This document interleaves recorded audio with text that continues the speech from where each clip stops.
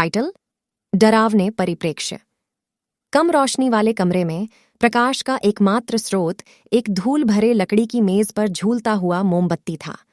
कमरा पुराना, बिगड़ता हुआ था और वहां एक ऐसा वातावरण था जिसने उनकी रीढ़ को हिला दिया, जिनका दिल बहकर यहां दर करने के लिए कोई भी प्रवेश करने की हिम्मत करता।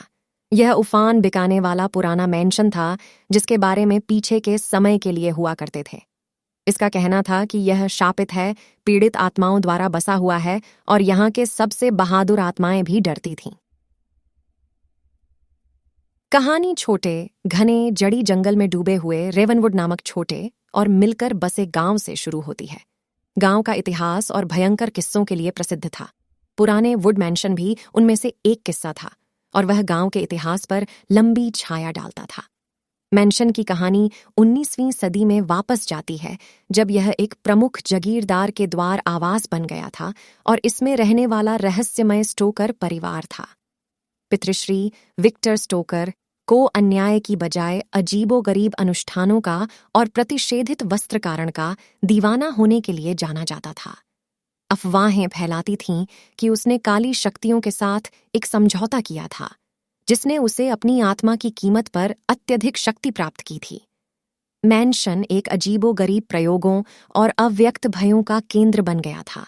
समय के साथ मैंशन का हाल बिगड़ गया और स्टोकर परिवार अपनी अस्तित्व को छोड़ गए। रेवनवुड के निवासी इस जगह से बचते थे, इसे शापित मानते थे। यह तब तक जब 3 साहसी दोस्त एलेक्स, सारा और मार्क ने अपने यूट्यूब चैनल के लिए आकाशीय दृश्य को पकड़ने की उम्मीद के साथ मैंशन में एक रात बिताने का निर्णय लिया।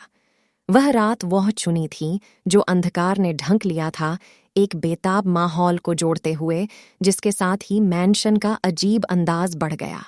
कैमरों, फ्लैश लाइट्स और कुछ स्नैक्स के साथ आर्म्ड तीनों डिसेंटिक बिल्डिंग में डरपोक तरीके से प्रवेश किया। फर्श की धड़कन खामोशी में गूंथी जाती थी, जिससे उनके दिल धड़कने लगते थे। उन्होंने कमरा कमरा घूमना शुरू किया, जिसे उन्होंने जो भी आवरण किया। दीवारों पर अजीब प्रतीक थे और धूली दीवारों पर अद्भुत मंत्र और रियूजल्स के साथ भरे पड़े थे, जिनका पठन और अद्वितीय दरकिनारी चीरने वाले थे।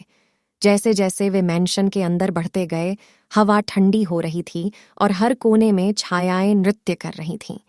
कुछ गड़बड़ हो रहा है, ऐसा कुछ लग रहा था जब सारा की फ्लैशलाइट फ्लिकर करने और मर गई। उसके दिल को डर सताने लगा, क्योंकि उन्हें अब पूरी तरह से अंधकार में थे। मार्क ने उसे सांत्वना देने की कोशिश की, लेकिन उसकी आवाज कांप रही थी। उन्होंने तय किया कि वे साथ में रहेंगे और अपने स्मार्टफोन को मनगढ़ंत फ्लैशलाइट के रूप में उपयोग करेंगे। जैसे ही वे बढ़ते गए, वे धीरे धीरे छायाओं से अपने नाम बुलवाते हुए हल्की बुलवाद की तरह सुने। डर का आभास हो गया जब उन्होंने समझा कि वे अकेले नहीं थे। वे बुलाया, सोचते हैं कि यह शायद कोई दूसरा खोजकर या कोई मजाक करने वाला हो सकता है, लेकिन उनका जवाब सिर्फ खामोशी में आया।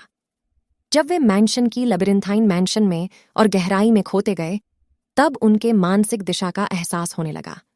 एलेक्स के फोन पर एक अज्ञात भेजक से एक सूचना आई, अब जाने से पहले, जब हो सके तब हो सके।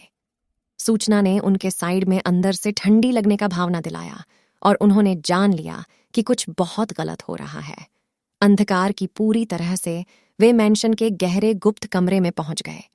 कमरा बेशुमार दर्पणों सस हमारे साथ जुड़ कर रहिए।